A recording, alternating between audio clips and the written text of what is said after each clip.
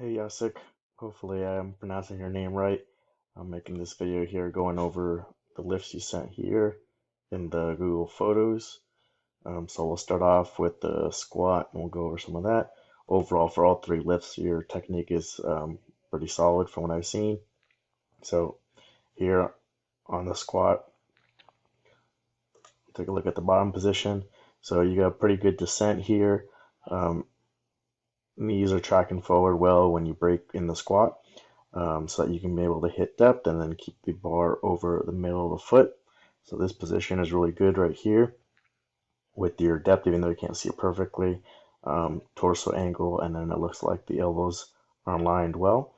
And then on the way up as well, the knees track back well so that you kind of maintain that torso angle on the way up. And then the bar path also looks good. It looks like it's pretty much vertical the whole time. Um, It looks like on the last rep you may have lost some tightness. I think it might be this one right here. So you lost a little bit of tightness right there and it kind of like drifted forward a little bit and elbows went up a little bit, but overall really good as far as the descent, the knees tracking forward, staying forward, maintaining your position, bar path, all that stuff. If we go look at some of the other videos where you're not going quite as close to your max. And then also you started working with the beltless squats. Again, position is really good, breaking at the knees, hitting good depth, maintaining your torso angle on the way up, keeping the knees forward on the way up, maintaining the elbows in position, all that really solid. I like the shoes that you're wearing too. I think for most people, those weightlifting shoes are going to be the best. Um, so it's just mainly just maintaining that bracing and that tightness when it does get heavy and making sure you're pulling the bar onto your back and keeping your elbows in position when it gets difficult. Um, some of the other things that we can look at, I think this video shows it really well, is trying to be more efficient with your walkout. Actually, it's this one. Trying to be more efficient with your walkout. You want to do as few steps as possible and then stay as close to the rack as possible. So here you can see that you take this first step back, which is, you could do a smaller one, but even that one is good. But then once you take this step back, you've cleared the rack.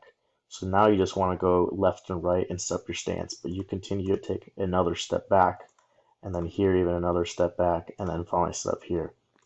So it's just extra steps that you're taking with a lot of weight. Obviously, it's going to be harder to take those steps and waste more energy. And then also, if you were squatting in a rack that had safeties or in a cage where you have the safeties, you don't want to be walking outside the safeties or walking too far back. You want to be staying underneath the safeties, close to the rack as possible. So just a little thing you can do is just working on smaller steps and less steps so you're more efficient with your walkout and you can maintain tightness and everything like that. All right, so that pretty much covers the squat. So we'll go on to bench press next. Similar to the squat, the bench press, really good technique. Here, pretty good setup here. So if we're looking right here, if you like doing it with your heels up and having the toes really far back and dug in, that's fine. If you ever tried having your feet flat and you didn't like that, again, that's fine doing it this way. But if you haven't tried it before, it might be worth trying it out because there are benefits to each one. So with this one, you could tend to be able to get a bigger arch, but it's harder to do leg drive because you have less of your foot playing on the ground to apply force. If you do the feet flat, you might lose a little bit of your arch, but you're going to have your feet planted and you can really drive your legs and get more leg drive. So there's benefits to each, but here it looks like they're dug in pretty tight. You got some nice extension through the body. You got a nice big arch. You got the bar over your shoulder blades. So here looks like a good starting position. Pretty controlled on the descent and good press up. The only thing about the descent is that last bit with your touch and go bench, it looks like you're more of a bouncing it off the chest rather than just lightly touching it. So you may want to work on controlling it the whole way down and doing a light touch at the bottom as well. So maintaining that control. Um, Obviously, if you're slamming a lot of weight off your chest, it can be dangerous. You can hurt yourself. Also, the slamming each time is going to make you possibly lose some of your arch or fall out of position because that weight is hitting into your arch and losing position either with your bar path or your tightness in your shoulders or your arch is always going to make the lift less efficient as the reps go on or as the more you slam with heavier weight. So being a little bit more control with that last bit. This one is a little bit better. So here it looks like you kind of maintain control more and do a lighter touch. So that's kind of what you want to look into. And you don't want to kind of rush it too much just because you're doing a lot of reps or something like that in a set and slamming it too hard. Even here you can be a little bit more controlled and touch a little bit lighter. And then I believe you have a pause. Yeah, this one's the pause one.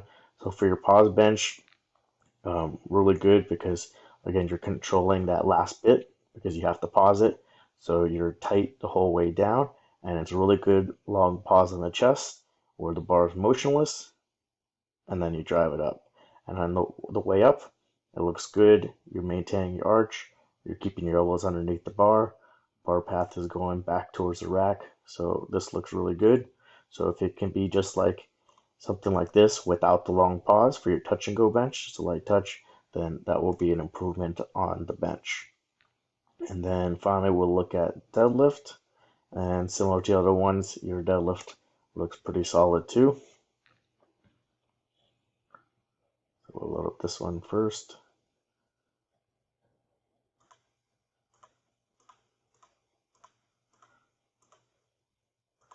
So if I can go right as you're breaking the bar off the ground. So here you're just breaking the bar off the ground. Even though it's a bad camera angle, you can still see that the shins are pretty much vertical or slightly angled forward, which is good. Hips are higher than the knees, shoulders are higher than the hips, which is good, and back is nice and straight, which is also good. So right off the ground and pretty good, and then you maintain this position well too. You're not rounding your back and then finishing it up. If you were someone that wanted to compete, then a couple things that you would work on is just making sure the knees are fully locked out the top and shoulders back. On some of the reps, it just like looks a little bit more questionable. But if you don't ever plan on competing, then it's not a big deal because that's good enough. You're locking out those reps just fine. Like I said, you're maintaining your back position fine. Bar path looks pretty vertical. You're not doing any kind of hitch or anything like that. So that's good. And then I also want to go over this one, the pause deadlift, since we're going to have some pause deadlifts in the programming. So I don't know what type of pause deadlift specifically that you're doing, but this is pretty solid compared to what I see a lot of people do. The only two changes I would try and stay is that when you're doing the pause deadlifts in the program, is if you can pause lower, that would be good. So here you're like just under the kneecap.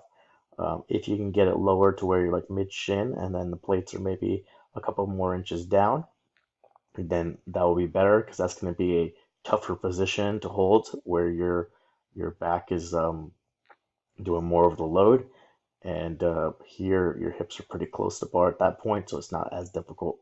So this will make it a little bit more difficult position and it'll help with the weaker points for most people's conventional, which is right off the ground up to just below the knee. And then the other thing is if you can pause a little bit longer. So this does come to a stop, but it's a pretty quick stop, stops and then goes. So for the 2 count, if you can do a full 1 second pause and hold it and really stay tight and explode through, that would be the other improvement. But overall, pretty good pause deadlifts there. And like I said, across all the videos that I'm watching, really good technique. Small little breakdowns that you can fix with the squat, which is just like maintaining tightness, keeping the elbows down, also being a little bit more efficient with the walkout. Bench, really good. Just again, small little things you can do to maintain tightness in your position by controlling the descent the entire way and not slamming it off your chest.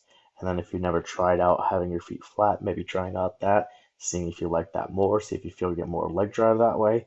And then for deadlift, it's just for the pause deadlifts, see if you can pause lower than what you do in this one and longer. All right, hope that video helps you out. If you have any more questions or want me to go into any more detail, with the programming, let me know. All right.